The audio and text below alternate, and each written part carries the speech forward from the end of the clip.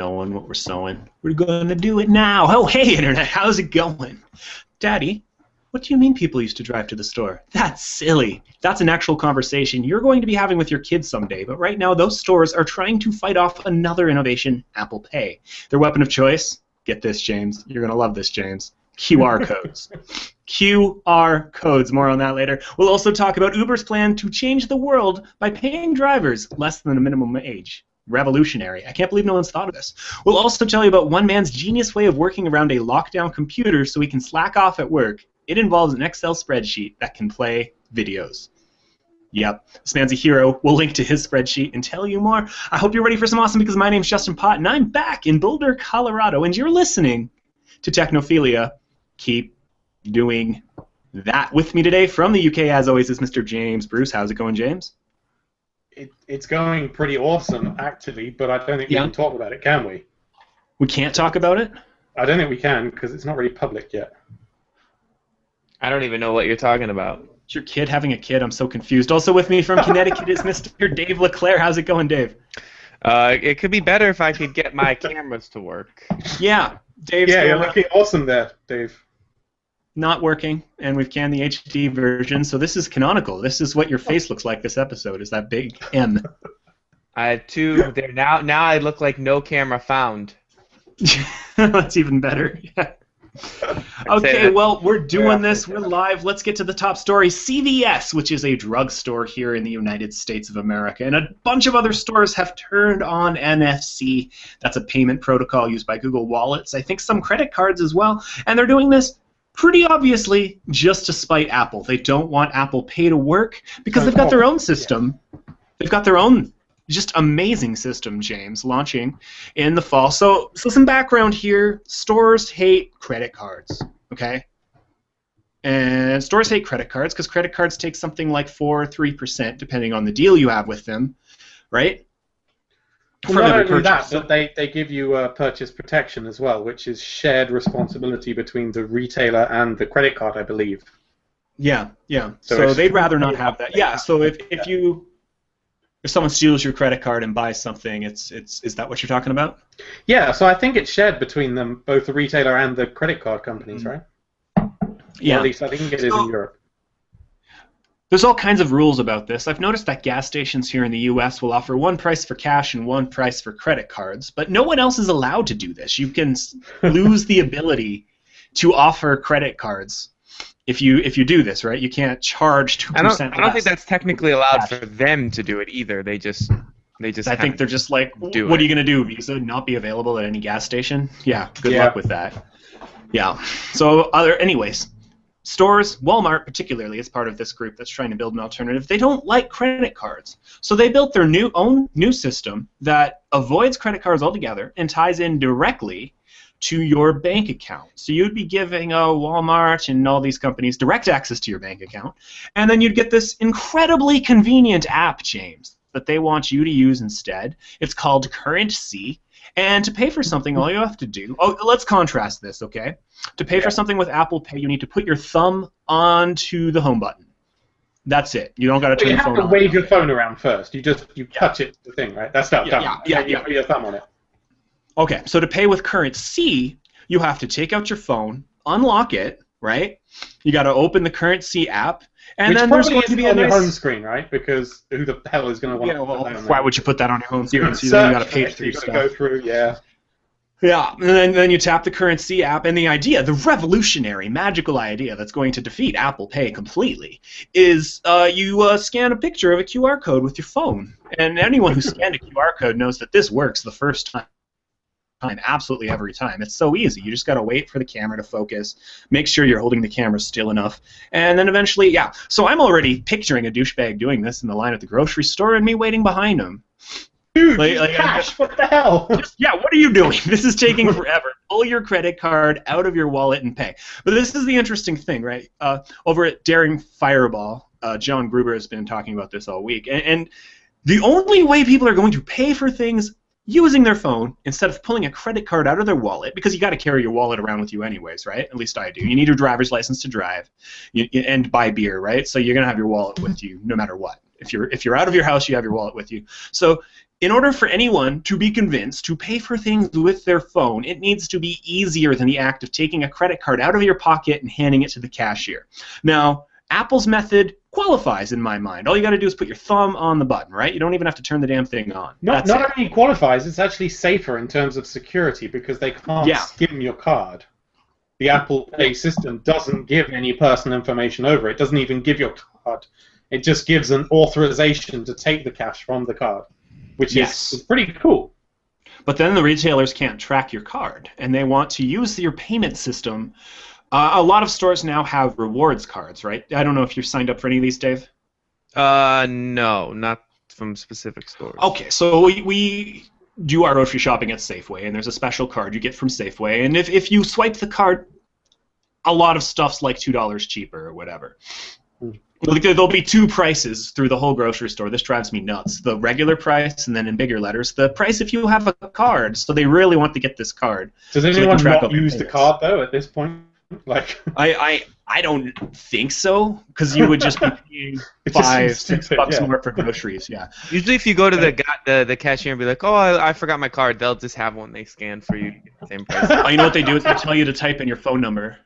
Too. Oh, they do really? See here, they're just like, yeah, whatever. I don't give a shit. You could have the discounts. But the point is, they want to track everything you buy because that's what Amazon does, and it's working out well for Amazon, knowing what you like, so that they can try to change your habits. So there's a website we can go to, and it shows all coupons. So the idea with currency would be that this would all be integrated in the same system. So you're paying with this, you see the coupons here, it's all there. They're tracking your activity. So it's less secure than Apple Pay by design, because they want to track what you're buying, right? Whereas Apple Pay doesn't give them that ability at all. Well, it would if I used it, because my credit card is linked to the supermarket anyway. Well, your credit card's from the supermarket, yeah. So credit card companies love this. Banks love Apple Pay, so much so that Wells Fargo will pay you $20 just for using the damn thing once. They're so convinced you're going to love it that they're willing to pay you $20 just to get you on there, right? And I don't know what's in it for them, but that's what's happening here. And the stores are so freaked out about this. So the technology in question is called, I don't know much about this, NFC. Do you know about this, James? Yeah, near field communication. It's like a little wire ring that comes inside your phone and stuff. Yeah, so I think there's cards that support this already, but it can also do your phone. If you use Google Wallet, it's NFC. It's the same technology, right? So if you use Google Wallet, you can't shop at any of the stores that just turn this off anymore because they're so freaked out about Apple that it's just off. I see this as just really dickish. If they want us to stop using our credit cards, if they want us to use their payment system, they should make it better than the payment systems being designed by others. This was a purely financial decision to cut out the 3% fee, right? Yeah, I mean. And the other thing is, but they still take credit cards. They still take credit cards. It needs a data connection, which is what worries me, because at least for me, when I go to the supermarket, I don't have a data connection on my phone because the supermarket is a big fucking metal warehouse, which means I don't get data. And with this system, you have to scan a QR code, then send it to somewhere to get it approved, and then send back. Well, if the QR code scanning doesn't work, they will give you a 4-digit number to tap onto your. This is just. And you still have to send it somewhere over the internet. Like it's like they got a committee of people in a room to design the worst payment system they could possibly conceive of, and they're like, "Well, we could just have them read their credit card numbers out loud." I don't know. QR code sounds more annoying. I think we should go with the QR code. That sounds significantly worse. So we're going to go in the chat room saying Apple Pay won't win unless they let un-Apple devices in. Android users aren't going to switch. And the thing with that is that actually Google already has Google Wallet. Yeah. And anyone that accepts Google Wallet over NFC, right? It's exactly the same technology, and they will both work with the same reader. There aren't any Apple-specific readers. What's this idea that Apple only wins if they sell every phone and if they take over every financial transaction? You know what? Right. They're already generating thousands, tens, hundreds, lots of money from this program, and it only works on the brand new phones that were only available 2 weeks ago. And it's freaked out. Apparently, something like 70% of all NFC transfers were being made on iPhones. So, like, this is the first technology really that's convinced a significant group of people to use And the their thing phones. is, these shops, they actually already had NFC readers that they were using for Google Wallet, which just weren't that popular. And then when Apple Pay came along, they knew, oh shit, people are going to really like this. We have to turn it off right now. Because it's actually easier to use than using a credit card. Well, but here's the thing, okay? If I'm at CVS and I'm buying shampoo or something, I don't know why I'd be at CVS. What do they sell drugs there, Dave? Sure, they sell drugs. Sure. So I'm there buying my drugs. Okay. And I'm like on my phone. I'm going to Apple Pay because Apple Pay's the shit. And they're like, you can't do that. I'm not going to be like, oh, well, I guess I should install your payment. No, I'm going to take my credit card out of my wallet and swipe it. So what the Actually, hell? what I would suggest is fill your basket with stuff, go to the checkout, ask to pay by Apple Pay, and when they say no, just leave your shit there and walk out. Well then, I'm leaving. I'm going to go to... Use it for them to tidy up and make it damn certain to them that you want Apple Pay. It's a good plan, James, but first I'm going to have to buy an iPhone and set it up with Apple Pay. It just sounds like work. No, you don't even have to pull it out. Just tell them you want to pay with Apple Pay.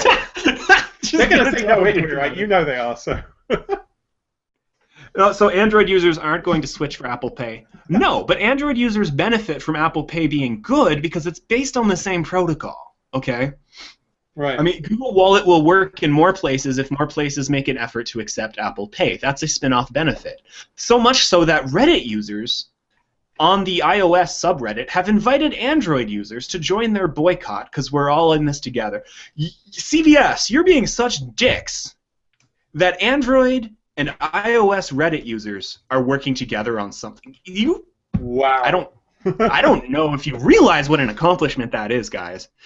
But I don't know. So you can find this app, this new payment app, Currency, on app stores for Android and iOS right now. You can't does use it exist already? Right. Oh. It's being. You can use it at a bunch of stores in Minneapolis. That's where they're testing it, Minneapolis, Minnesota. But a bunch of people have taken to writing reviews, and they're not positive, James. They're not good. No, I don't suppose they are. After the show, guys, if you want some amusement, you can scroll through that. People are pissed. Idom Davis on the Twitters this week, who's one of our loyal listeners, he said, I'm still getting over the amusement of America's reaction to Apple Pay. Welcome to the 21st century. Yeah, pretty much. I mean, there's bigger games afoot here, right? This isn't about Apple. It's the credit card companies the stores are targeting. It's just Apple's found a way to make the credit card even easier to use, and that scares them. Yeah. Anyways, Dave, it's really weird because you guys even have like a stupid credit card system anyway. You have to sign for it. Like, at least we have the chip and pin thing here. It's quite. We are literally using the same system the Romans devised. We're signing something with like parchment. Well, it's not quite parchment. They do have paper now. They upgraded it in that way, but still, this is the way. I think actually ancient Mesopotamians confirmed transactions, the signature. Yeah, we're really behind on this one, so hopefully we'll see how this all plays out.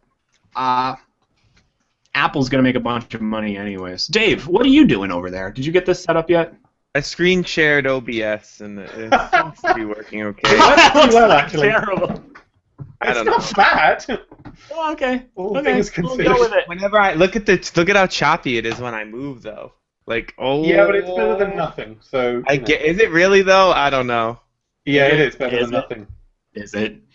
For our audio listeners, there's a video version. Did you know? Moving right along. Microsoft may be shutting down people who are criticizing Windows 8.1 using DMCAs.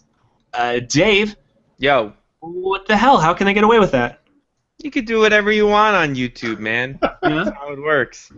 The same with the video game developers who, you criticize the game on YouTube and then they hit you with a copyright claim, but they don't hit the people who are positively talking about the game with a copyright claim, even though they're showing the same footage. So what happened here was a guy called Eli the Computer Guy. He made some negative commentary about Windows 8.1, and Microsoft hired another company to handle their copyright stuff, and they sent a total takedown thing, and this is a little different to the normal content ID thing, which is where YouTube algorithmically identifies something in your video, like the music or movie snippet or something, and then the AdSense that's on that video goes to the creator rather So than what the video.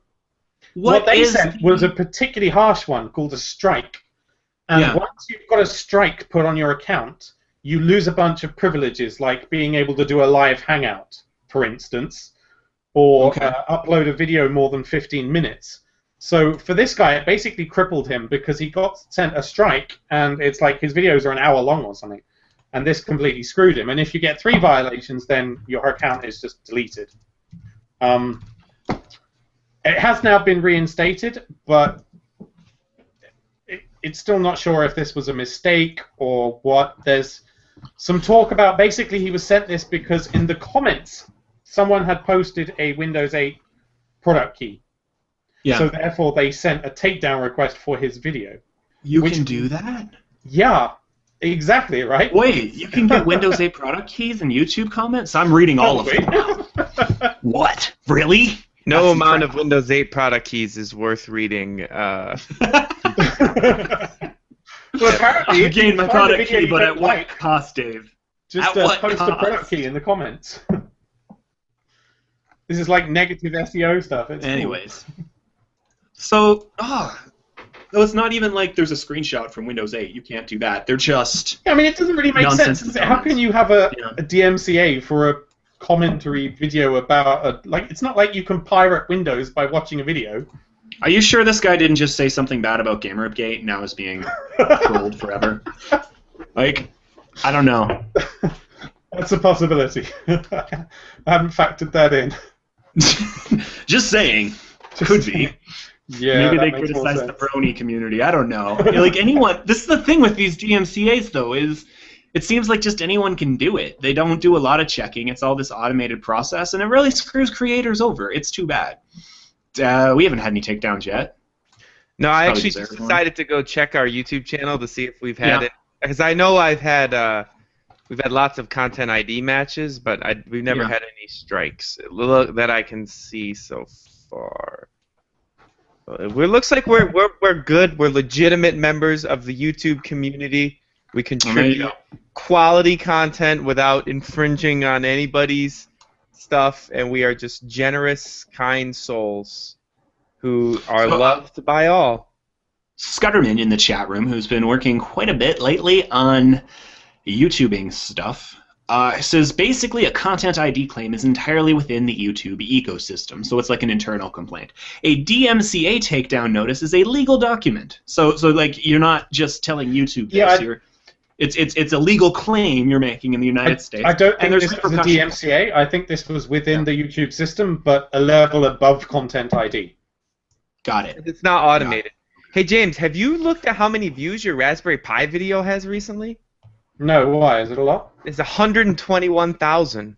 Holy crap, James! Like legit famous now. I haven't checked that in a very, bonus. very long time, but last I checked, I remember saying congratulations on hitting like 10,000. Wow. Wow. Now it's at What about my Lego 121. video? Nothing else is anywhere in that vicinity of that video. I don't even Gotta be know what that James. video was. What was it? Like, It was You explained how bought to a set up a Raspberry Pi. Pi, 11 things you need to know, or something like that.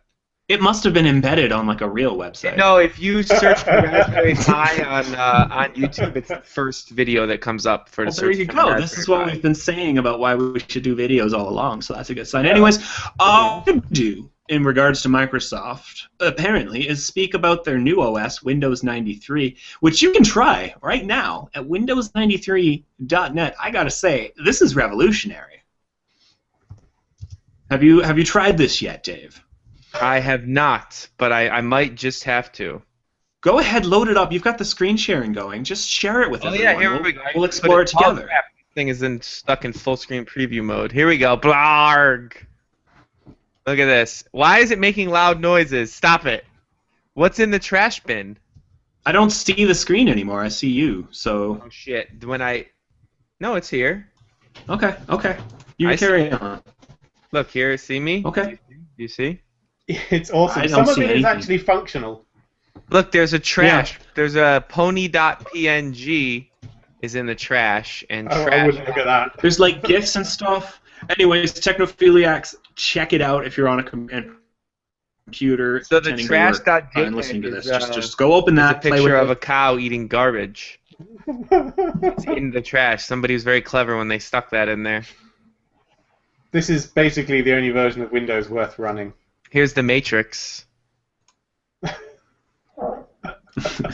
This is what computers were built for. That's awesome. We should post a review. After of a it. while, you stop seeing the code. Right here, I see a redhead. Can I do a video review of Windows 93 and just pretend straight up like it's actually a Microsoft Yes, There's a operating program system? called Skype. Yeah.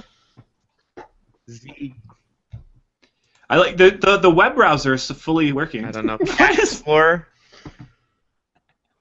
Cat Explorer, yeah, you can just browse the internet. That's all. And it takes you to DuckDuckGo as the homepage. I like that. They threw that in there. That's the Look, monetization scheme. Terriers does something. That's amazing. Wouldn't you like to get some Yorkies? Oh, it's playing music. Yes, I would like to translate. Thank you, Google. This is That's incredible. So This is explore. fascinating. Let us know your favorite Windows 93 features. I might just leave this screen share up for the rest of the podcast. Just leave me playing with Windows 93 as my as what you see instead of seeing me. How do you feel about that, guys? You should keep it up, dude. Keep it up. But we're going to talk about Reddit, which this week bought the most popular iOS and just iOS, I think, client for their website, Alien Blue. So that's now part of Reddit. Well, So they reach bought out the developer too, basically. So I think it Yeah. probably includes the Android app as well, doesn't it?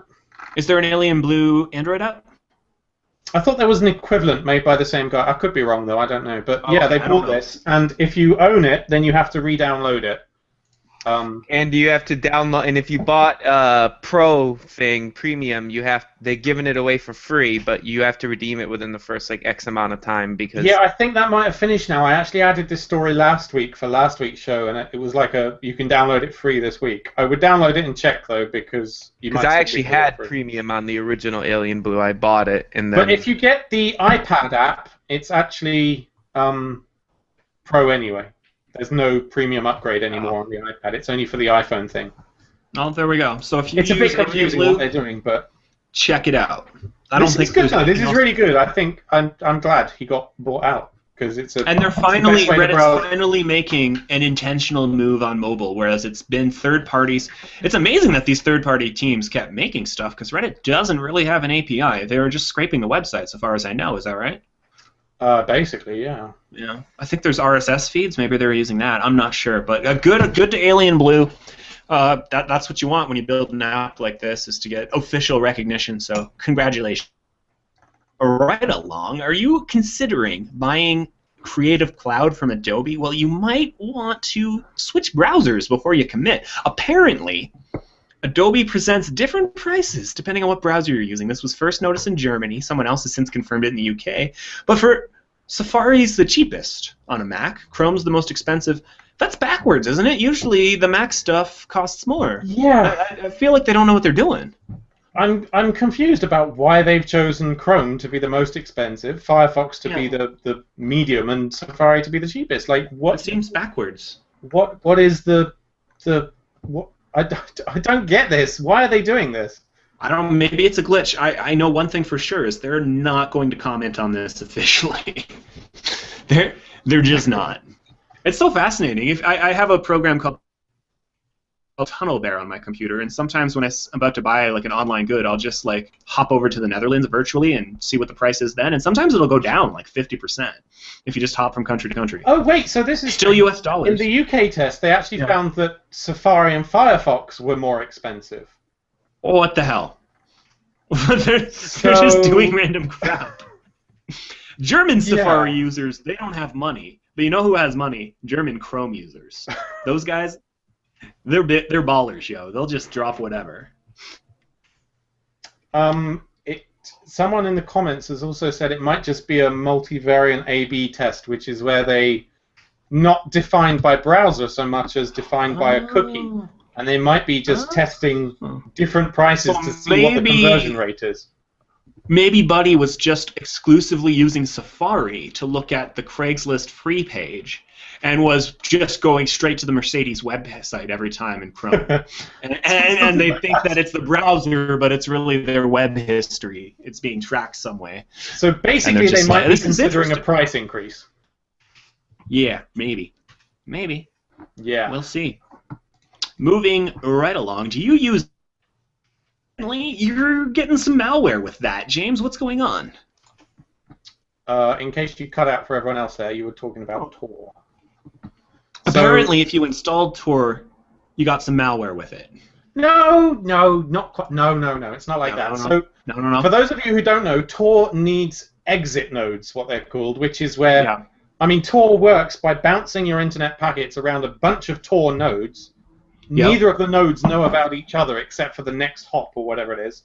So once you've gone through them all, you're anonymous, right? But at some point, if you want to browse the internet, you need to exit the Tor network, and that's done somewhere in the world. And there's lots of legal implications for that because you're giving your internet connection over to Tor, basically. But what they found was a number of exit nodes were intercepting binary downloads. So files, basically, that you download, they were injecting malware into this, which is a very clever way of giving you malware, because... Some douchebag like Dave LeClaire is somewhere like, hello. I am not a malwhaler.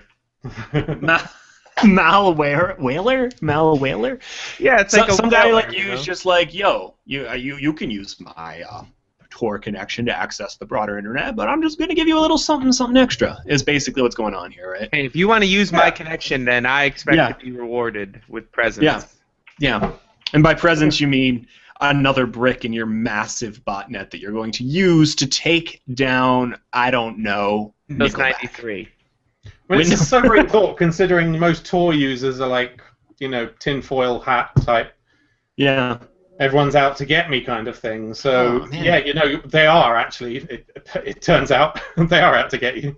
And in related news, Verizon was doing something very similar by injecting its own tracking ID, like a cookie, into the HTTP headers, which is whenever you browse a website, whenever you browse the internet, anything, you send an HTTP header saying, I want this web page. And it contains stuff like your browser and where you came from. And what they were doing was tacking on another field that said, that's this Verizon user, and a unique ID identifying you. So every single request that came from your internet connection was being tagged by Verizon.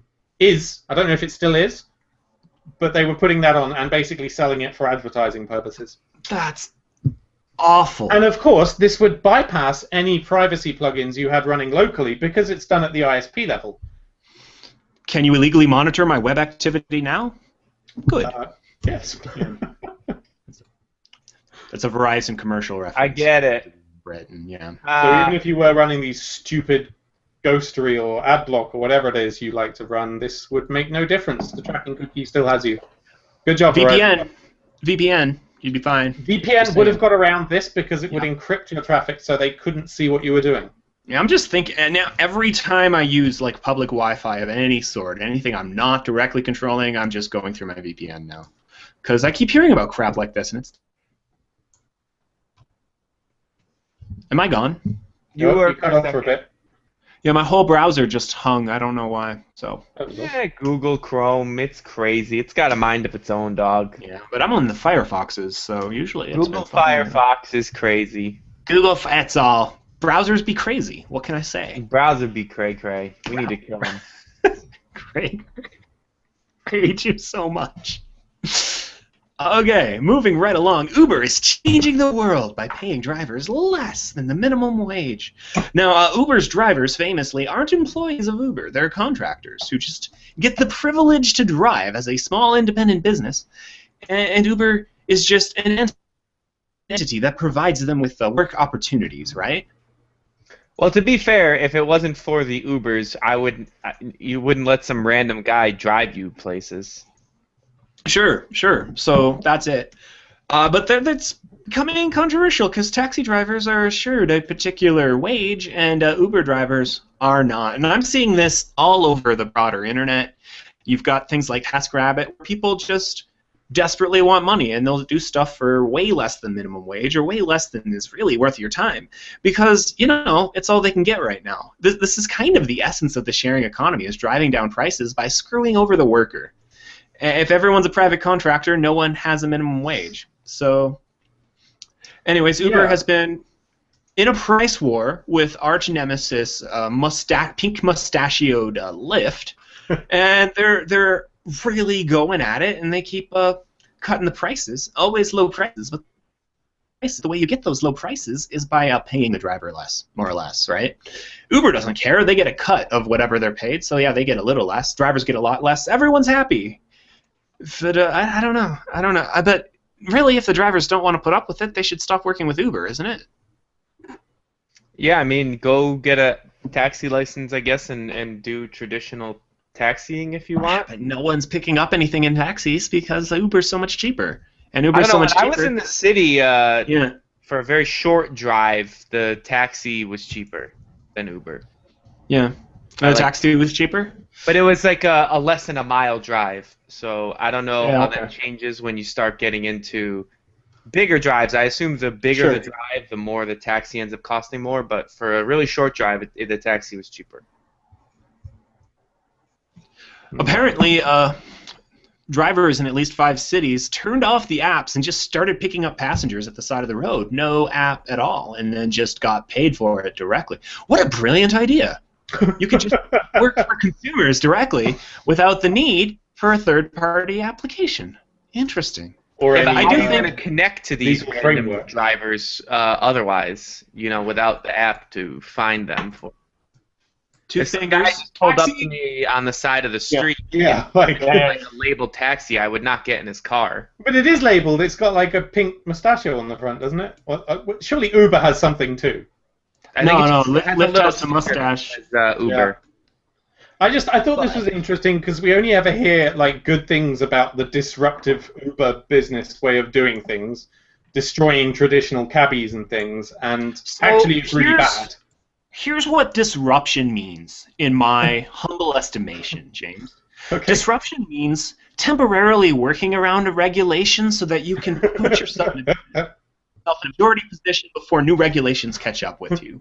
Okay? So right now, Uber's like, yeah, we're going to change the world by working around this regulation, right? And they get a whole bunch of drivers in there, and they take out the traditional taxis, right? And now Uber's done it. They've upset the market. But then the drivers are going to be like, wait, this is bullshit. We want to get paid more. And they're going to form a union, right? And then the government's going to be like, wait, there's too many cars on the road. We need to limit how many Uber place, right?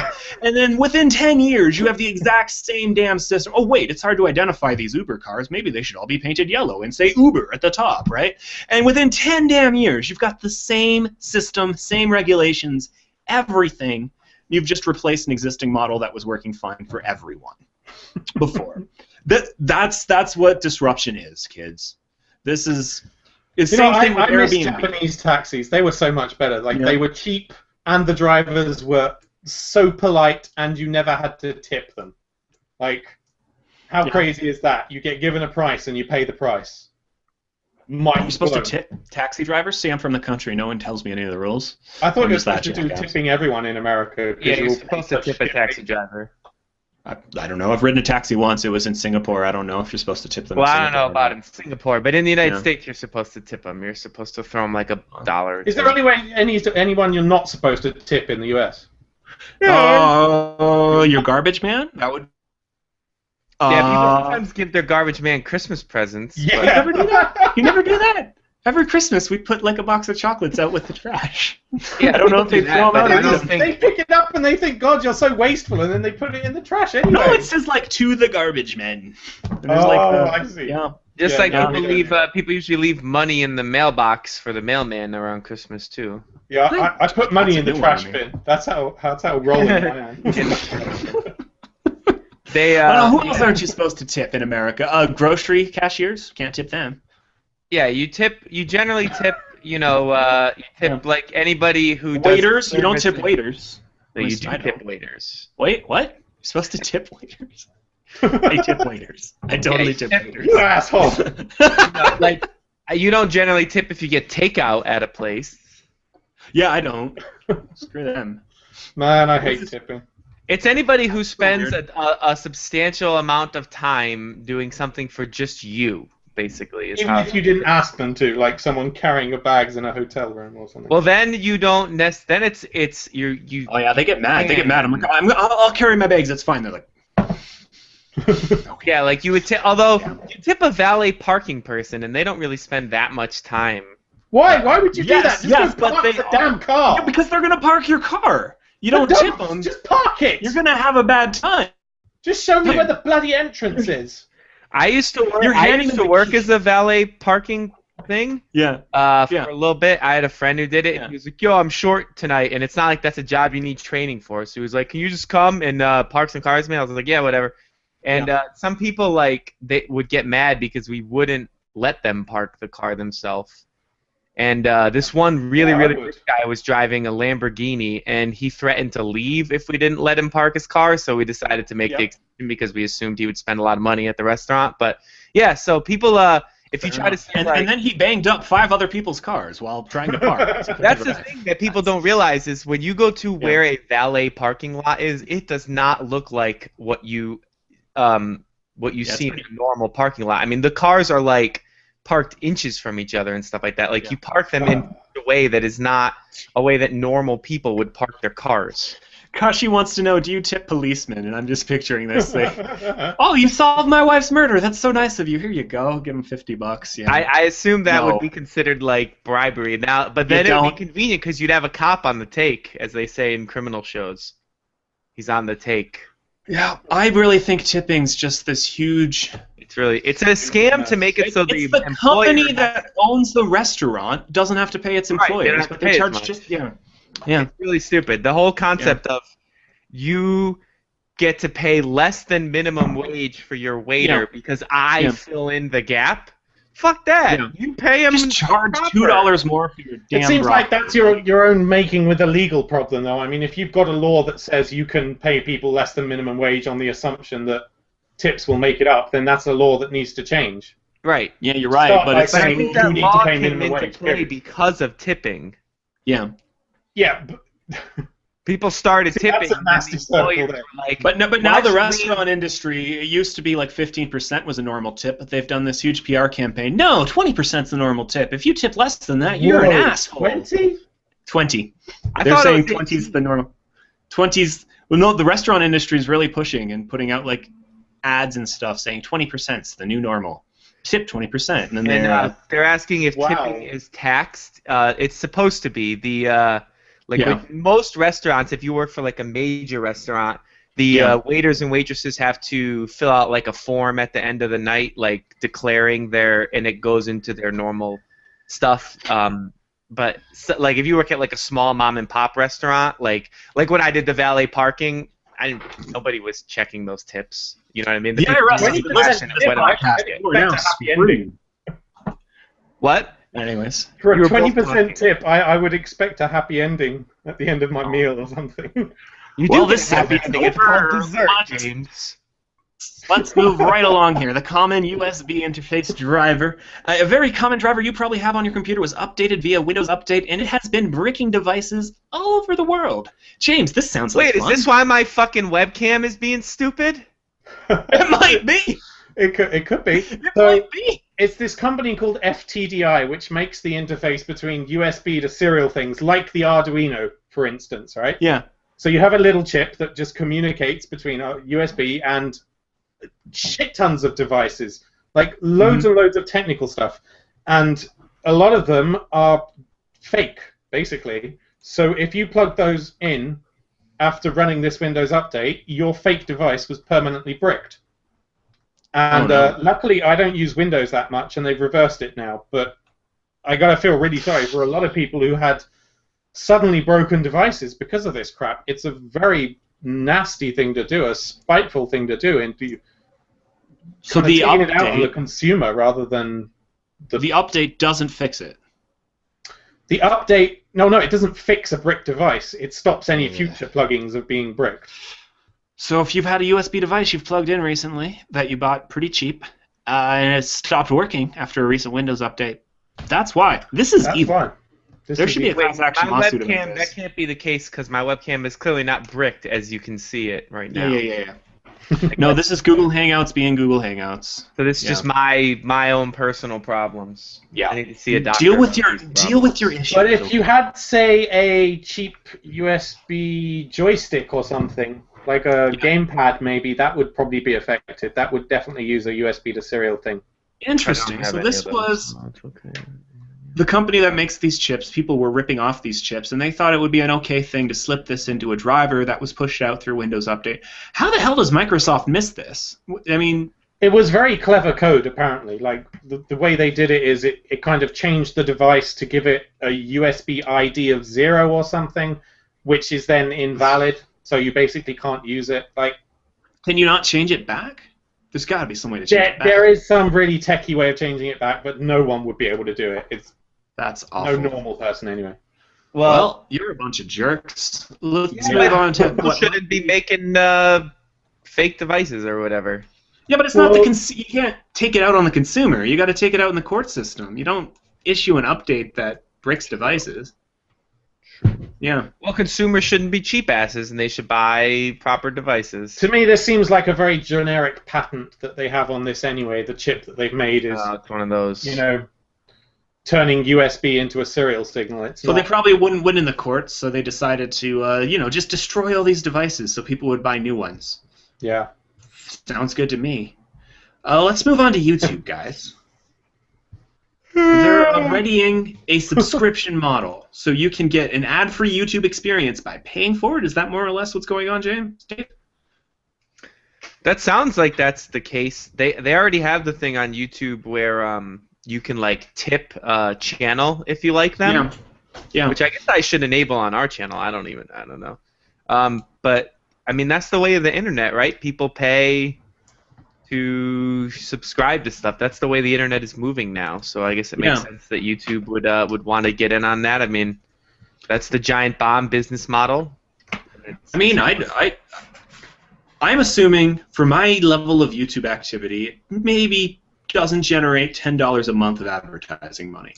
That's what I guess. I don't actually know, but got YouTube without ads, and they split up some of that, not all of it, among YouTube creators. I'd feel pretty good about myself. I'd feel pretty good about that. Yeah, how does it work though? Like, I don't know, because the article linked to here appears to be. Yeah, sorry, that's a bad link. Yeah.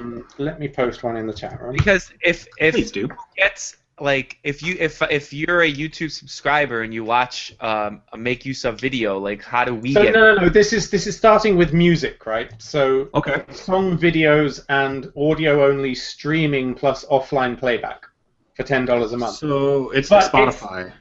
But I mean, it's laying the ground for presumably an ad-free YouTube, as in a wider YouTube. Yeah. When that happens, how would that work? Like How do I as a YouTube creator get paid if somebody is not seeing ads? Every subscriber who watches it. Right? So every subscriber who watches video, YouTube gives you like a penny or something to say like. I'm guessing they would be assigning some random value. But how would that work? No, that's a good question, because say you've got a 1-minute video and someone else does a 1-hour video, do they get more? Well, I don't think that really matters because the ad, unless the ad is, there's only one ad if we were. But the ad doesn't count. This isn't using ads, right? Think about it from. But if there was an ad, the person would be only seeing one, whether it's an hour video or a minute video. So I assume not necessarily because you add. Well, that's true because you could choose to roll mid rolls. I don't know. It's gonna have to.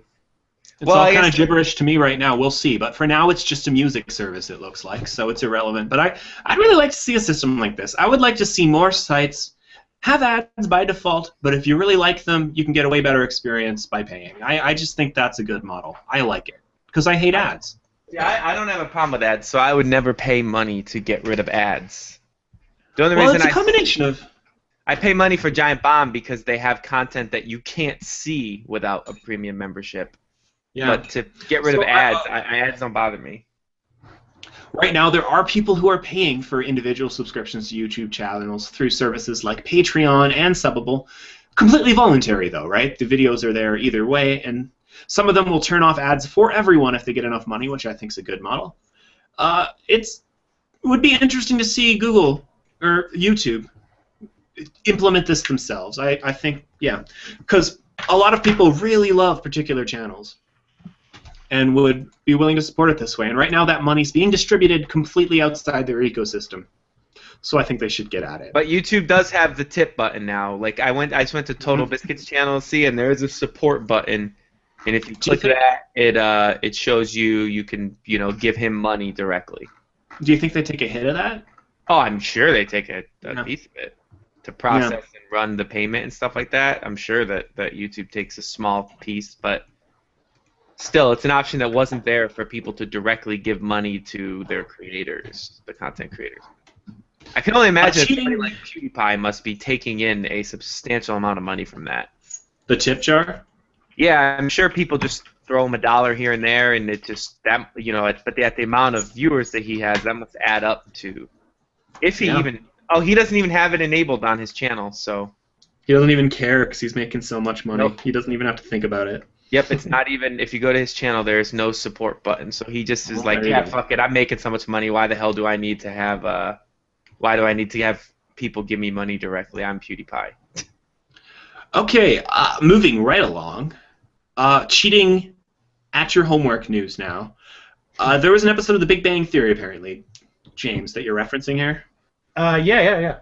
I remember this episode. They decided to make an app, and it was an app that would solve equations by taking a picture of them. Which I thought was interesting, because I'm like, there's no way that doesn't already exist, right? And I was like, no. But now it does exist. Someone made it. So how's it work? You just take a photo? Photomath.net. Yeah, you just take a photo and it solves it. Like, not being funny, but that's what it does. That's all it does. That's incredible. And, it's whoa! I've never seen this before, you guys. It's on the App Store. It's on the Windows Store. Android app's not out yet. They did Windows before Android. But the great thing is that it does actually walk you through the solution. It doesn't just give you the answer. It will if you want to just have. Well, yeah, but it will also walk you through the solution to figure out how. Yeah, it was it's like done, Wolfram, which is kind of cool. It's like Wolfram Alpha. If you type in an equation into Wolfram, it will explain. It'll just give you the answer, but it'll also tell you how it got it. Yeah, but in fairness, typing something into Wolfram is a lot assier than taking a picture of it. Right, especially because of Wolfram, you got to use all kinds of weird formatting stuff. Yeah, it's free even. It is free. Incredible. I would just go grab it right now, even if you don't plan on using it, purely for the sake of. I wonder if they made it free in your account. Worried about like getting sued by Big Bang Theory or something. Oh, there's no way. There's no way. No. If you put it doesn't work with really complex calculus or anything, but it does roots and fractions. It does algebra basically, right? I don't know where James is. Oh, James is gone. He died. Okay.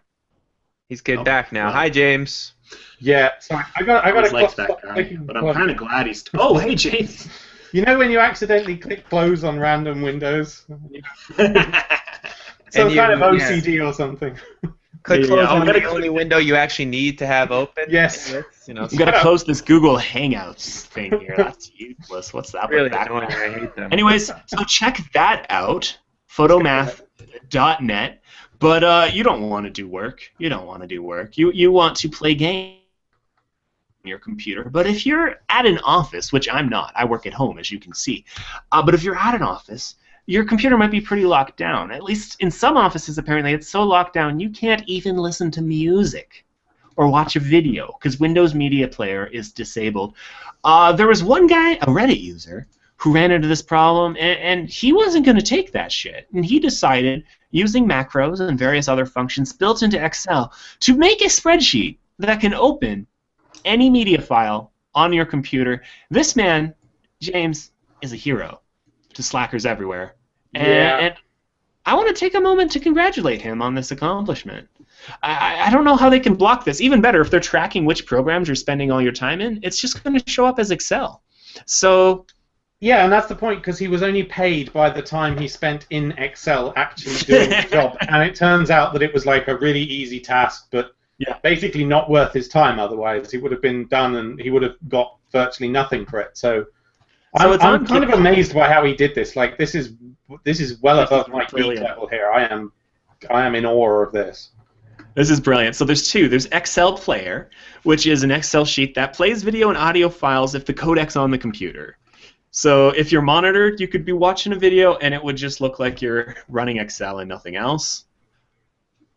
And you just type the path of the file basically. So that's fascinating. He also made another one called Explorer, which is an Internet Explorer rendering in Excel. So you can browse the web and it shows up as Excel. This is incredible. This man, we need to spread the knowledge of this as widely as we can, James. The world needs to know that they don't have to be working while at work. They can be doing other crap. Now, I don't see a way here to watch Technophilia podcast from within Excel. We could probably figure it out. I'm sure there's an article in this, how to not do work. This is brilliant. We had an article about like games that look like Excel spreadsheets. I did that once. So it was just like it would look like an Excel spreadsheet to anyone walking back, but it's like you're steering a rocket through numbers and shit. It was pretty fun, but if they're tracking, it wouldn't have shown up. This is another level. So now they just got to get a portal running through this, and I think it'll be pretty good. Luckily, he wasn't having screenshots taken of him, because that is something else you can do. I don't know if you've ever used Odesk. I don't know. If I saw my employee, right, who's been doing the work I expect of him, if I saw that he'd mocked up an Excel spreadsheet capable of playing video files just because his job is that, I might consider promoting that guy. I don't know. I'm not your usual management. Yeah, people on Reddit are saying he's overqualified for his position. He's overqualified for whatever his job is. Yeah, I feel sorry for this guy. Definitely. It sounds like he's a slacker, but also a hard worker because he put in the smart slacker to do this. Yeah, your average slacker is not going to put in the effort to make an Excel sheet that lets them do this. Most people just be like, "Yeah, my work doesn't let me use the internet. Oh well." If everyone in human history was a bunch of people who thought hard work would reward itself, we'd still be hunting deer. Like, we wouldn't have invented anything. All invention is due to a laziness and procrastination. No one would have invented the wheel had we not. Someone said, "Man, I wish there was somebody who could move these heavy things more easily." Yeah. I bet you a bunch of people in town were like, "That guy's a slacker, inventing this round thing that makes moving stuff easier." Yeah. You know, back in my day, we didn't have wheels. We just carry shit, and we liked it. You know? So I'm not comparing this guy to the man who invented the wheel directly. Not directly. But I am saying that they're similar. Well, on a similar level, yes. Yeah.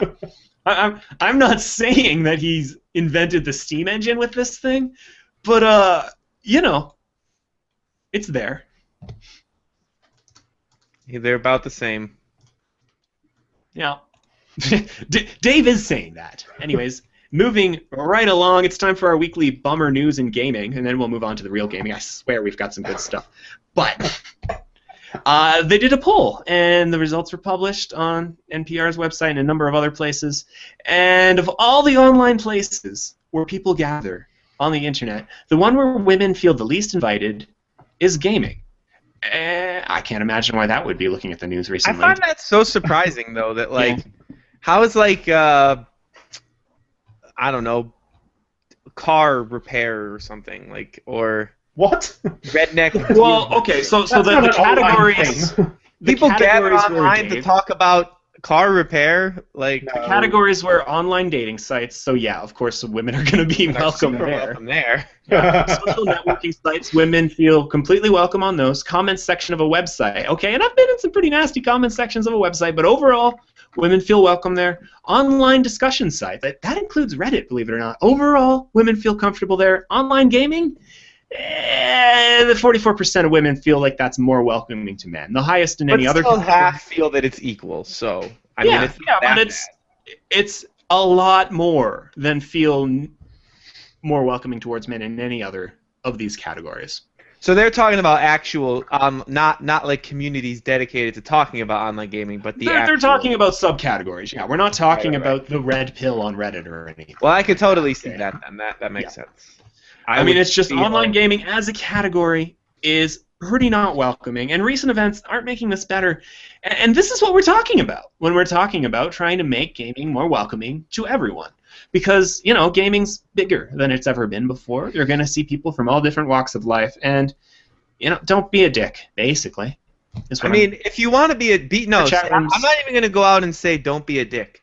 Be a dick. Being a dick is perfectly fine. But be equally dicky to everybody. Yeah. If a guy on your Call of Duty team sucks, be a dick to him. If a girl on your Call of Duty team sucks, be a dick to her. But don't be right now, girls online because she's a girl. That's fucked up. Yeah. If you want to be a dick, everybody gets it the same. Yeah, and don't be gendered about it. You know. Right. No discrimination. Yeah. If that guy if he's white, black, whatever, be a dick, but be the same dickness. Dave dreams of a world where people are dicks to you not based on your gender or the color of your skin, but how inept you are at shooting noobs. Yeah! Dreams of a world where everyone is judged on the quality of their skills. Martin Luther King in terms of importance. Yeah. Just be a dick to everybody the same. Be a dick to everyone. Someday they will be quoting everyone. There will be a Dave LeClaire day where everybody takes a day off of the internet to remember this speech. You know what? You probably game with women right now who are pretending to be men just because you're going to be an asshole to them. And that's not cool. You could be making a friend who's female, which could be really neat for you. It could be a huge step forward for you, but you're being a dick. Jess hates speaking on voice chat in Dota because she always assumes that the person, whatever she says, the person is going to ignore what she says. Boobs! Holy crap, you have boobs! What are boobs like? It's more like, what do you know about it? You know, we don't know what you're talking about. You're a girl. So, yeah, it's fucked up. Just be a dick to everybody or be nice to everybody, but don't discriminate based on any particular factor other than whether or not they suck. If they suck, then let them have it. But you should probably be nice to some people. Yeah, I mean, you know. No, don't be nice to some people. Be nice to everybody. Be nice to all people. Wait. Okay. Yeah. What if they're roughing? I'm with Scudderman. He says I hate everyone equally, regardless of... See, that's fine. Hate everybody equally. Okay. Moving. There's our lesson for the day. We're not going to get into the Gamergate preachiness this week because whatever, sick of it. Moving right along. They haven't found us yet, though. I'm so scared at some point they're going to find us. They're going to tackle us. They're going to be like, oh shit, this podcast no one listens to talk bad about us. Oh man. The one Gamergate thing I do want to get into. Oh, you said you wouldn't talk about it. Come on. No. Clickhole, which is the Onion's internet site, did this article titled, "Here's a summary of the Gamergate movement that we will change immediately if any of its members see anything negative." Just tell us. Don't hurt us. That one was hysterical. You should look it up. But moving right along, Humble Bundle. If you like playing games instead of talking about games or trying to destroy people for expressing enthusiasm about games while being a different gender than you, you should check this out. It's a lot of fun. There's a whole bunch of games you can get really affordably right now. This looks amazing, Dave. It's like the best Humble Bundle I think I've ever seen. I bought it. It's great. Yeah, and there's more games. The moment it started, I was like, oh, buying that. Yeah, I think I might have to do that. If you like really lame indie games, right? And otherwise kind of lame. Shut the fuck up! You're not a gamer. You're not a real gamer, Scott. I'm not a real gamer. I love how we went there right away. Yeah, everyone's a gamer who enjoy playing games. Shut up, James. Yeah, Ollie Ollie is so good. I played the crap out of that on Vita. I love that. I've never played Insanely Twisted Shadow Planet, but I've heard it's good. Same with Tower of Guns. This bundle is so good that the average price is over $5. I don't think I've seen that recently. It's $6.79. People are paying for this thing, yeah. And then I'm gonna have to pick this up. Then you get Amnesia: Machine for Pigs, which is a great horror game. Jazz Punk, which is like the weirdest game ever. And then you get 4 copies of Risk of Rain, which is one of those roguelike kind of games, you know. So you go through and you level up. So you've got a copy? Why would you want 4 copies? Because you give 3 to your friends because it is a 4-player co-op roguelike. So you can buy the bundle and then just give 3 copies. So let me get this straight. People think that these games are worth just over $1 each. Right? Well, before that, they were selling for much more, but... Right. That's the point of the Humble Bundle. It's an amazing deal on games that have already sold a whole bunch. I mean, Yeah, it's usually once their initial run's done, they get on this. And there's usually, after the Humble Bundle ends, an uptick in sales for the producers.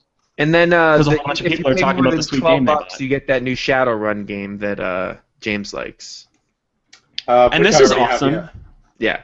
If you pay more than $65, they're going to mail you a hoodie and a bunch of other crap. So that's new too. They've never done that before. Yeah, that looked interesting. I did not do that. I was not interested in the. So I have to get this one. I don't know. Is Shadowrun worth it? Is Shadowrun worth it? Yeah, Shadowrun is freaking awesome. So I should just pay the 12, eh? Yeah, that game is really good. I mean, that's worth it. $12 for that alone. I can't say anything about that. I think that game sells for like 15 normally by itself. Yeah. So you pay 12 and then you get all this other shit on top of it. So this is genius though, having the pay $12 or more to unlock, because it's going to bring the average up for the other games, right? Right. Which is why they always have that now. They have that one game that's like brilliant. The newest, hottest game. If you want that one, you got to pay. Anyways, go to Humble Bundle. This is like a game in and of itself. Go to humblebundle.com right now and buy that shit. Let's all just play games.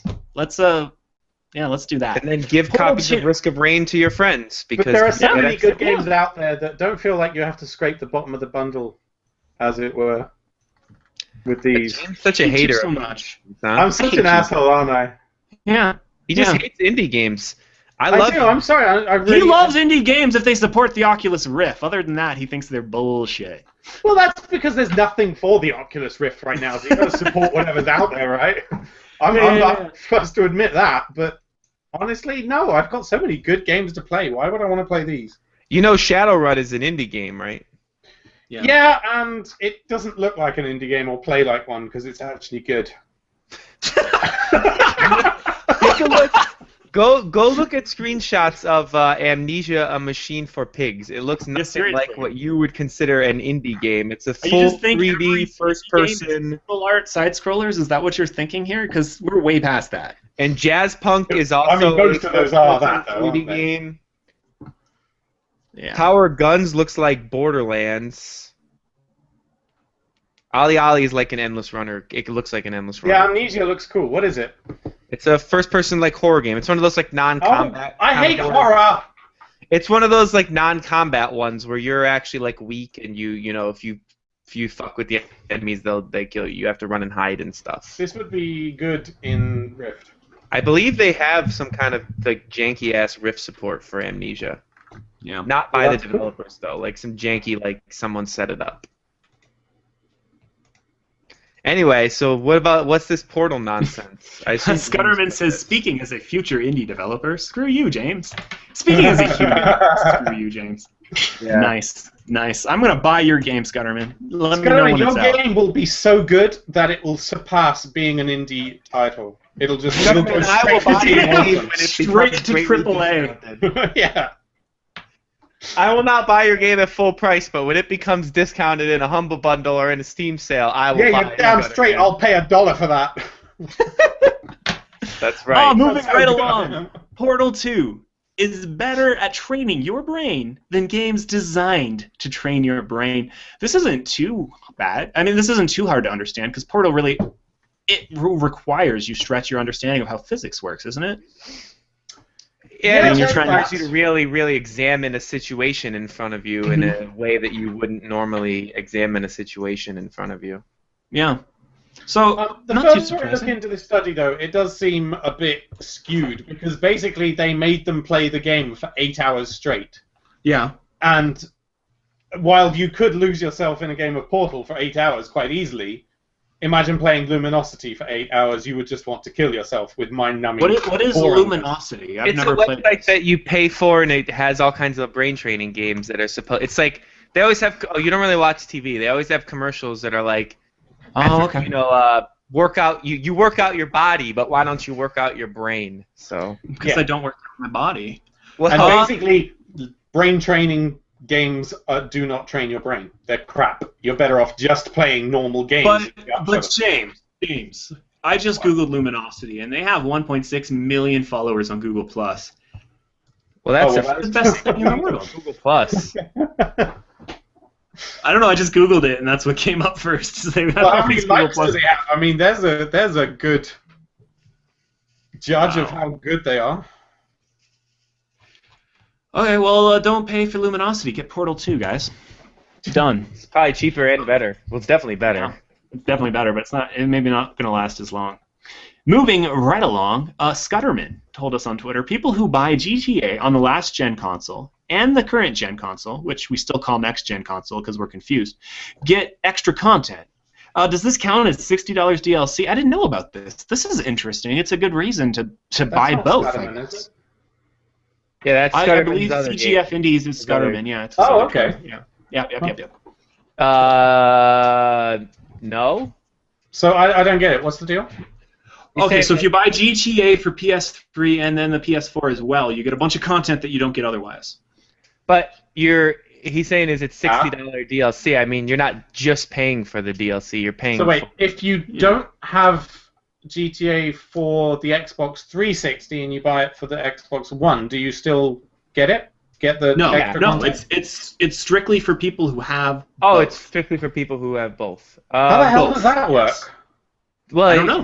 They can check your account or whatever, your live account, and see that you have, or your PSN account, and see that you have the other game. Interesting. Yeah. That's I would just say that's weird. Yeah, I don't. Well, they're doing a similar thing with Smash Brothers, isn't it? If you own both the DS and the Wii U version, you get Mewtwo unlocked for free. Whereas you Are have to those pay for radically Mewtwo different otherwise. versions, though? I mean, this is like You're right. literally the same game, isn't It's the it? same game with nicer graphics in this other case. Yeah, you're right. But I could see the strategy. I don't know. I think it's kind of cool. I mean, but what if play it all over again? But what if you didn't already have it on 360? Are you really gonna go back and buy the last gen version now just so you can get that extra content? Like, Depends I guess how it's much just it's meant to reward people who are buying it twice, but at the same time, it also punishes people who are buying it once. Yeah. Yeah.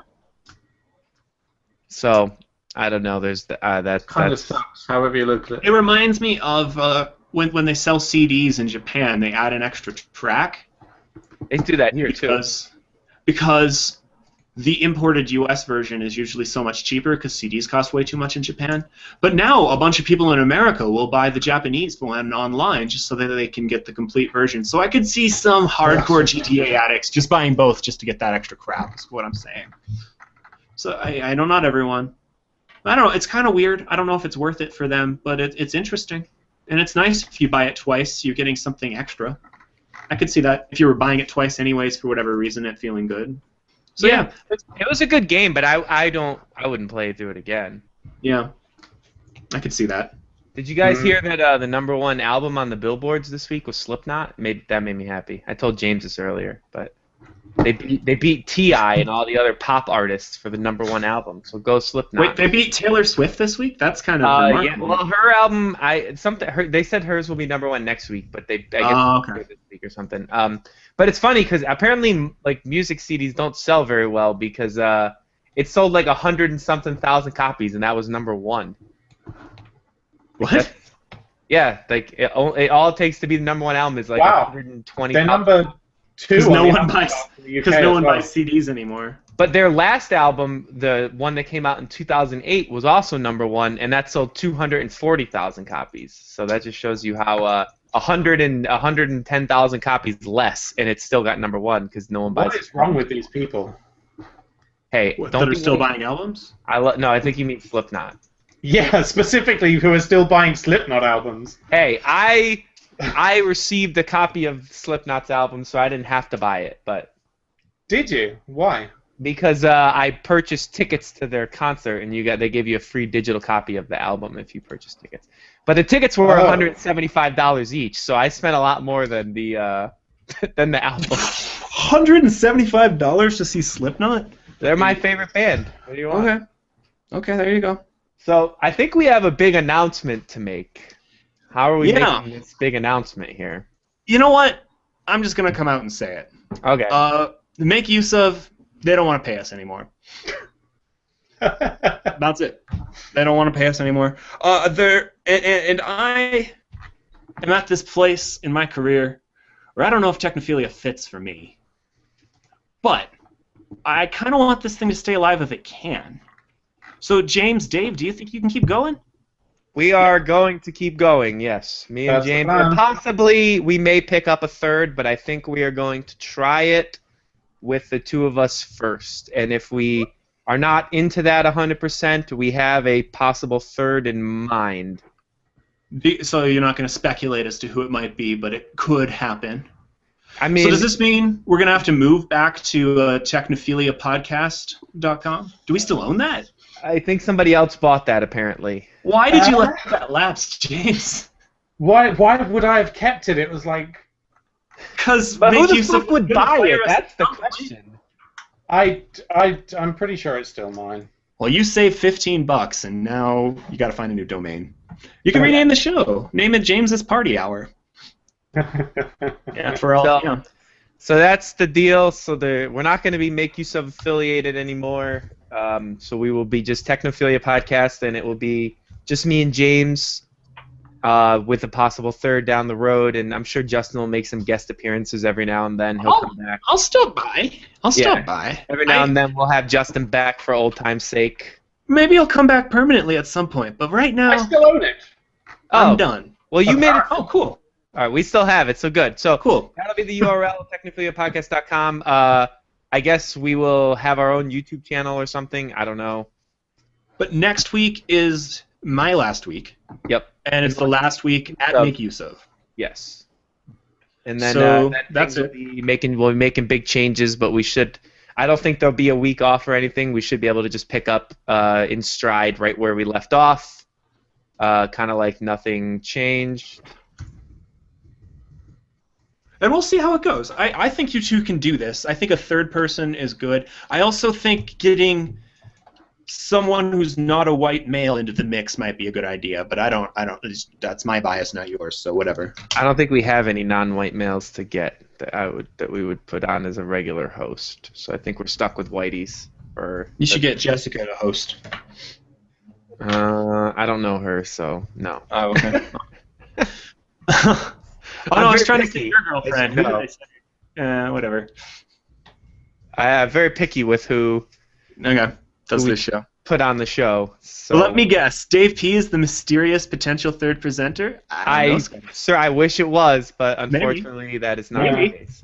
Nothing Maybe it is. against the third person who I have in mind. I love this person as well, but Dave P would obviously be my number one choice if I given any type of choices. Kashi is asking you retain the rights to the archives, right? And I'm assuming so. Yes, I spoke to Jackson about all of that. All that has to make sure that happens is any posts that are linked on Make Use of have to link somewhere that exists. Yeah. Or we could just delete the post on Make Use of because they're not archived anyway on Google, so they don't add any value to Make Use of. Yeah. So I'm thinking, yeah, we'll still have it. It'll still be up on the iTunes. And who knows? I'm not going to eliminate anything. I might come back someday, but I really need a break right now, at the very least. I think Justin has always said from the beginning that the show that we make is not a show that he would listen to. Yeah. So And I do want to try something else. And I don't know if it's going to be good or not at this point. But I'm going to get my Wednesday mornings back for a while and see how that feels. I'm going to be doing... Yeah, so, if you want to keep up with me, follow me on Twitter at JHPot. You'll find out as soon as I decide to do something more. Or you can follow me on Facebook, too. It's facebook.com/JustinPot. You can click the follow button. If you're not my friend, I'm not going to friend you.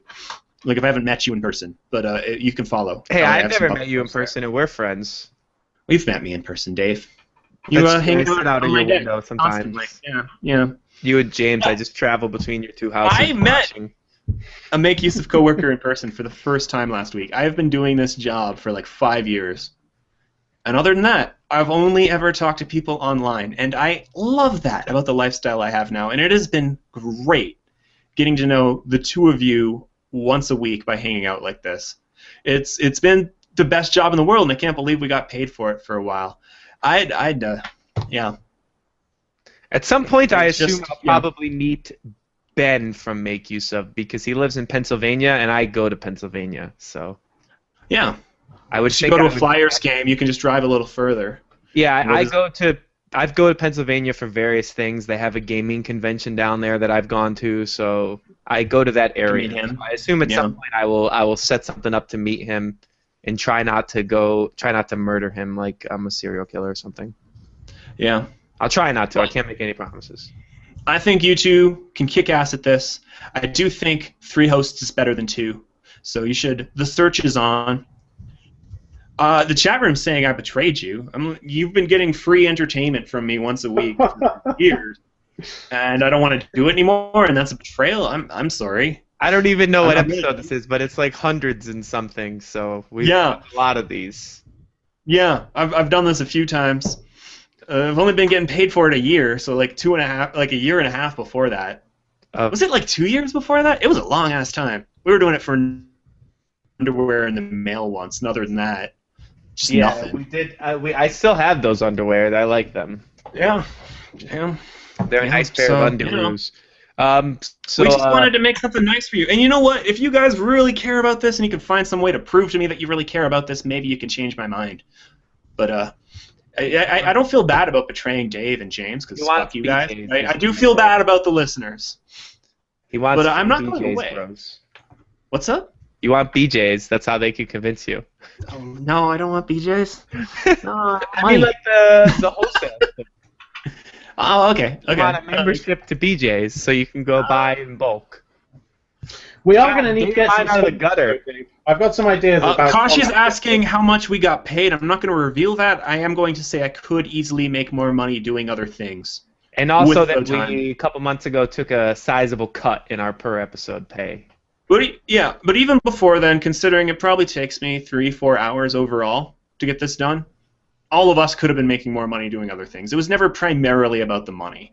I just think with the make use of cutting us off, it's time for me to focus on other things for a bit, get some more creative projects. I was always astonished we got paid at all. Me too. Because we didn't make any money. There was no advertising. Yeah, I have no idea why make. Well, we do need to get sponsors now because my hosting is going to start costing money. It's not a unlimited any sites you want anymore thing. Well, you're a prostitute. So we're gonna need something. We'll figure that out. Yeah, I think we can figure that out. All right, so it's time for the after show, which we don't really need to do like a hard transition because we're not putting out an HD version. So we mentioned earlier that we're not recording the show this week. That's why the whole reason for the HD show was to try to grow it on Make Use of's YouTube channel. Obviously, we don't. We are still releasing a podcast though. Right. So we are releasing outro. Audio podcast, which is now going to an outro. Okay, thank you so much, Technophiliacs, for listening. If you like the show, follow us on Twitter at the Technophilia, or hop onto the Facebooks. Why not? They enjoy tracking your personal activity. So will we. Facebook.com/Technophilia podcast. I guess we'll have to remove the make use of branding from there. Except I was late. Oh, and that's probably why we're fired. Whatever. Did I ever do that? It was on my to-do list so long. Let me check. What is on the Technophilia podcast page? What is it even? It doesn't even say make use of on it, so we literally don't have to do anything to transition that. Don't have to do anything. There you go, because I forgot to add the branding. So we just take that page and move it and just keep doing.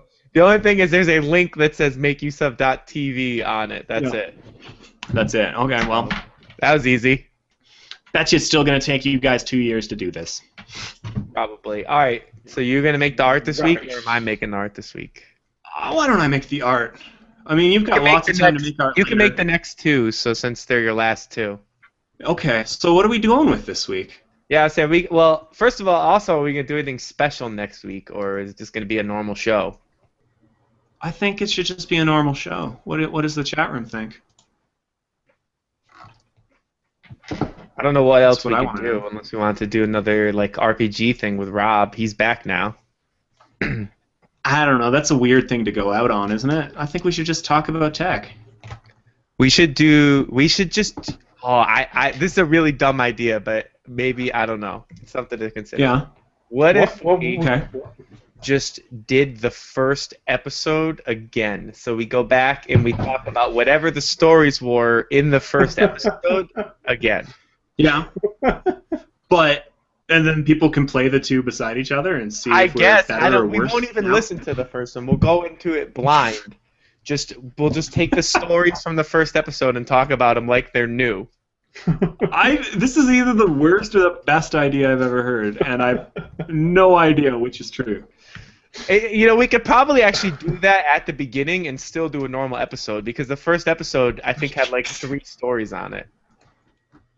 What? Really? It was the first episode's outline is like this long. It's like super duper short.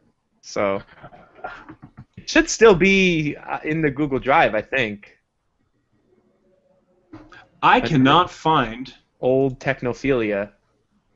my screen share. Is just not doing shit.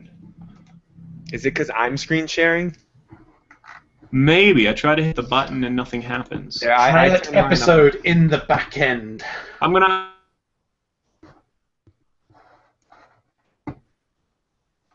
I'm scrolling. This is a massive document. Where did Justin go? He's trying to screen share. He's having technical difficulties or something. Note, this is not an official MakeUseOf.com podcast. It just happens that we're all writers there, though we may refer to our own and others' Make Use Of articles. The views and opinions expressed within this podcast are in no way representative of Make Use Of at all. Where did you find that? It's on the website. Why is Justin calling me?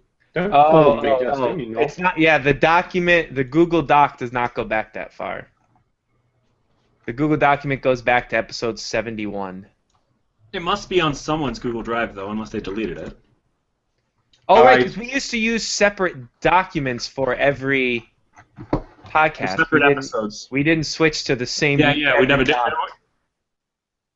And then we were sick of resharing them every week, and sometimes we'd have like 3 different documents and have to merge them, so we switched. Yeah. Technophilia history. So the title suggestion I'm getting from Scudderman right now is the end of an era. I found it. Technophilia. Would that be next week? That just seems sad to me. Yeah, that would be next week anyway. Guys, I got it. I found it. Yeah. I found episode 1's thing. Here it is. Oh yeah, there it is. We talked That's about interesting. what we've been using, and then we covered 1, 2, 3, 4, Plex, 6. Battlefield 3. Covered 6 news stories with no link. So there's no way. Remember when what you've been using was by far our most popular segment, and then we just dropped it for no reason, basically because we got too lazy to think of things? Because we all No, weren't wait. using anything. We stopped doing it because we stopped using things. We only have like one app that we use every day. Yeah. Because that's also kind of make use of is kind of changed the direction of we not using things as much. We're not really writing about like. So what number is this, guys? Something. Okay, you're helpful. You gotta go to makeuseof.tv and see what the last thing with the stuff and the things was, you know. Well put. 136. 136, okay. Techno 136. So I don't know if I want to do the end of the era. Seems like everyone's left us but Scudderman and Alberto. Not over yet. Not over yet? I mean, the show's going to keep going. I think we should Refuses to die. Refuses to die. And then there were 2. Oh. And then there were 2. No, man, you're going to get a 3rd. You should get Guy. No, I told you I have a 3rd in mind if I'm a 3rd. Guy does the show from work during the day, and his connection and sound quality is not the best. Is it someone on Make Use Of, or you're pulling in an outsider? Yeah. Okay. See, I don't even know who he's thinking about, guys. I'm not in the loop anymore. It's a secret.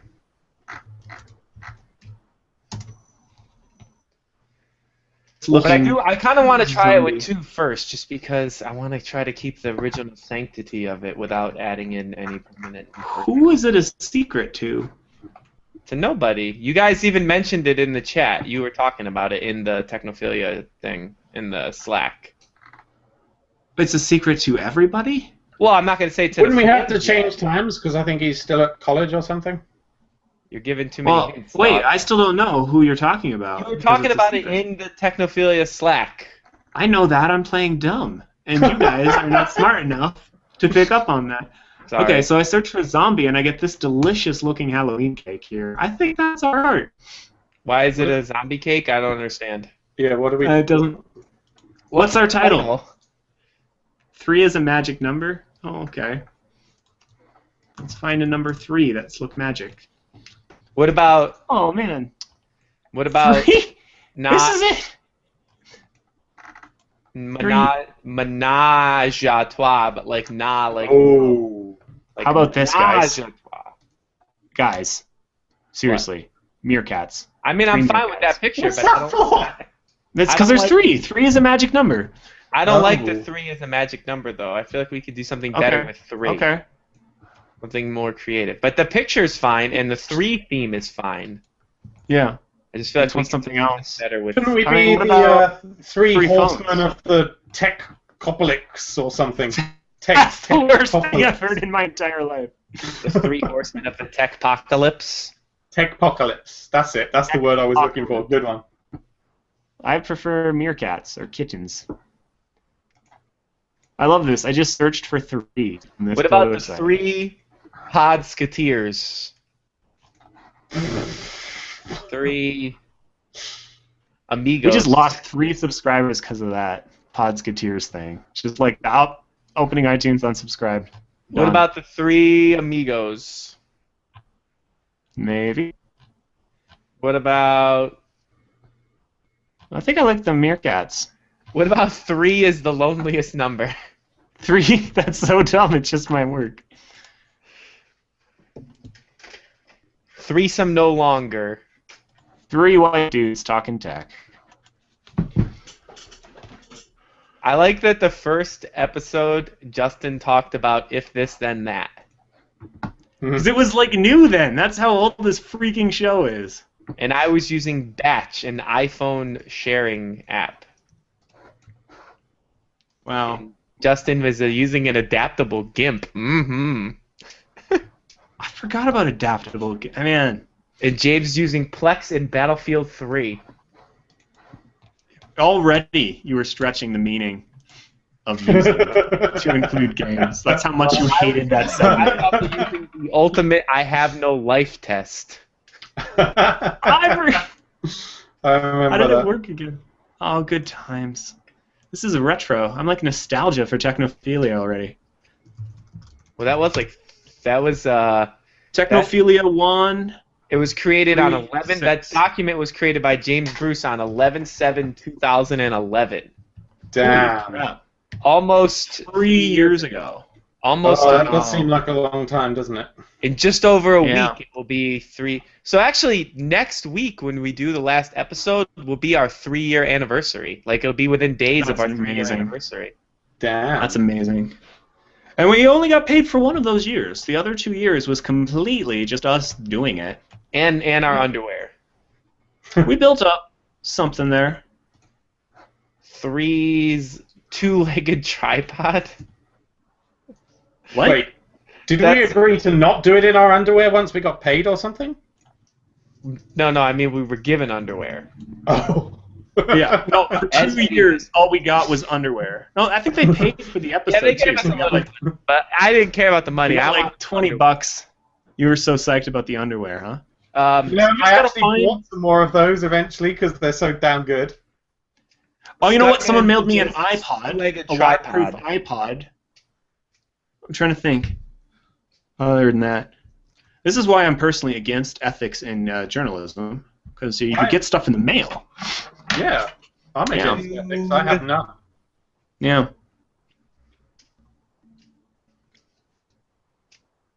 Apple pay us, goddammit. Apple pay us. Apple won't give a shit, but there's Well, a no, bunch I'm of other saying- companies out there Because that we're would. not going to get paid anymore, so it's Apple pay us, goddammit. Even though, because we talked about Apple Pay, I don't know. I'm sure we've got some tat lying around the house that we can give away through Technophilia to make us more popular. That would totally work, right? Some what? Some tat. Some random technology crap that we've been given. Do What you not- about Just mail it? Mail it to people? Yeah. We could run some competitions for Technophilia. not episode 1? We call it not episode 1. That's so dumb. I know, that's the idea. We've got I kind of like that. not episode. Just that? That's the name of the episode? That's I don't understand why. Because it's not. This is not episode 1. It's factually. Maybe accurate. this show would be somewhat popular if our titles for the episodes wasn't always cryptic nonsense. Like maybe it would just be like No, because people see that and they want to listen to try to understand Apple why Pay the fall. fuck- Oh, clearly not. Maybe we should keyword stuff the title. So we'll call it Like relevant to the thing we talk about. Maybe that We'll could call help it- people discover the podcast. Microstopped Apple Pay Windows 93 Alien Blue Adobe. You don't put a bunch of random shit in there. It's okay. That's what he meant by keywording it. Yeah, Yeah, we just- keyword stuff it. That'll work. Not episode 1. It's so dumb that it makes sense. That okay. Think about it. Koshi has Steam keys to give away, apparently. Yeah, to which games? I don't know, maybe that game that you get 4 copies of in the Humble Bundle. Well, maybe he bought it. I have 2 of those left to give away. James, you want a copy of Risk of Rain? No, he's not going to buy the friggin' Humble Bundle. Honestly, So. no, thank you. I really appreciate the offer, Dave. Believe me, I do. But no, thank you. You don't like, what are they called, roguelikes? I that don't one like looks shitty sweet. graphics. Justin, you want a copy, or are you buying the bundle? I think I'm going to buy the bundle. Oh, okay, well then you But don't. if I get it. don't, I'll get in touch with you. All right. But you could give it to some technophiliacs if they want it. Yeah, if anybody wants it, I'm gonna put one of them in the chat room, and just whoever happens to click it and get it, they get it. Yeah, okay. I'm gonna save the other one for maybe Jess or something if she wants it. Sweet. She might want. Jess to play. can't just use yours? You don't have like all of your Steam stuff Well, shared? we could play together. We can't play together. Oh, you can play at the same time that way. Okay. Well, here's the art. We're done. All right, hold on. Let me find this. How do I get the gift codes again? I don't remember. I don't remember.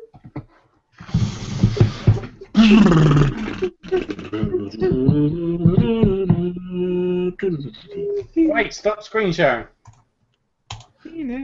Why? People can see our Slack. You've got can't our they? personal Slack accounts there, dude. Oh, shit. Okay, I should turn that off, I guess. Kosh wants to know how much I need to be paid. About 20 quid should do it. You know what? If you guys set up, if we set 20,000. up a Patreon or something, and the people who listen to this show just like could combine $100 a month to pay us to do this, I'd consider doing it for that. I would. Whoa. Not because of the money. It wouldn't be about the money. It would be because you guys are saying, I value what you do so much that I'm willing to put this up. So basically, see you, Justin. Yeah, that's not going to happen. It's not going to happen. I just don't think. I think Justin is going to die. Probably, eventually. I got how many years before the singularity? Because I'm pretty sure we'll die after the singularity. I put a link in the chat room that is a copy of that game. So if I click it, I have the game? You click it and then you can redeem. You have to like do some stuff. I think. I don't know. Oh, okay. So But you're sweet. buying There the you go, chat bundle. room. Don't steal it. Yeah, I'm not going to steal it.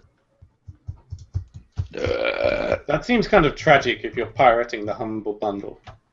It's not pirating. Look at the Pirate Bay, dude. Every Humble It's- Bundle is on there. It's the saddest thing in the world. That's so stupid.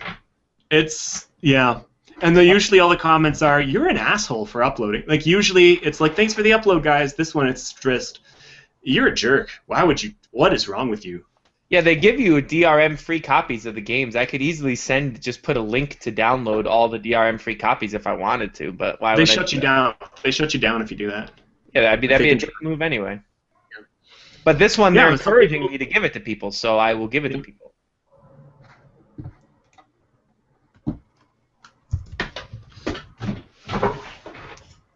So anyways, I mean, $100 for one person, Kashi's saying, so $300 for all of you. A week? That's a lot. No, a month. A month. Like, if we could get $100 a month on Patreon, just that Total? many people are willing to do it. Total. I wouldn't even need the money necessarily. It would just that be point, you it's not guys even saying worth we like taking this. it's such a little amount that I would rather just not take their money and just give them the show for free. No. To me, it's about we value this enough that we're willing to contribute, and that would tell me that this is worth pursuing. I would rather listen to it. all of them went out and introduced the podcast to one friend who doesn't already listen to it and got them to listen to it. If we could get a noticeable uptick in listeners, I don't know. We need some kind of end game here, okay? Because podcasts don't really make money until they have about 10,000 listeners, and we're at most around 1,500. So that we're a long ways away. We're a long ways away, you know. So, and we've been doing it for 3 years. I'm not sure about the. That's the difference. Is I don't care about having an end game. I just like making the stupid show. Yeah. And I don't care if it ever does super well. That's where I was at 2 years ago. Now I want to try something else. So, but I'd keep doing this if there was some tangible sign that people really want me to. And I think you guys, Like I don't want to be insulting or something. Does that count? That's a tangible sign. You know, if you guys would just dox me, then at least I'd know I'm inspiring some passion here. All right, Justin's address: 1-3 Penis Face Drive. There, I doxed you. Doxed. Now everybody knows you live on Penis Face Drive. Just picturing it 20 years from now, this is going to be like a mainstream network show, like on NBC. You just got doxed. There's just going to be a whole bunch of people in an audience, and some douchebag's going to be there like, I'm going to dox you. And reads out the social security number. It's going to be the worst show ever. I can't believe Koshi's actually saying he could pay $10 a month. Like, don't. Just seriously, don't. We don't. Faux shizzle. I submitted a post on Reddit, and I'm getting upvotes. Yay. You what? I'm getting Scudderman says I can totally make that happen. What could you make happen? Doxing you? No.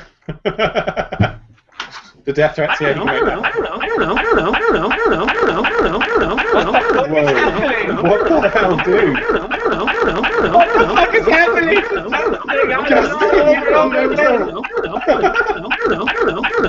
Oh, this is terrifying. Stop it! Jesus Christ. God! What the fuck was that? Oh, that was scary. What the fuck just happened? Justin, we can't hear a damn thing you're saying right now because you're just... Alright, unmute him, see if it's fixed. Oh, he left. Oh my god. That was terrifying. Oh my god, that was... I've never seen something like that happen before, but it was... Oh my god, I'll have nightmares about that. I don't know. Koshi, what is happening? Well, I think we just found our new intro tune. I don't know. Yeah, we could totally make that. So that was weird, huh? I guess he's not coming back then. Yeah, we should just end the broadcast. Okay, let's do that. So we will see you next week for what will be the last episode of Technophilia as you know it, but certainly not the last episode ever. That's for damn Skippy. Bitches.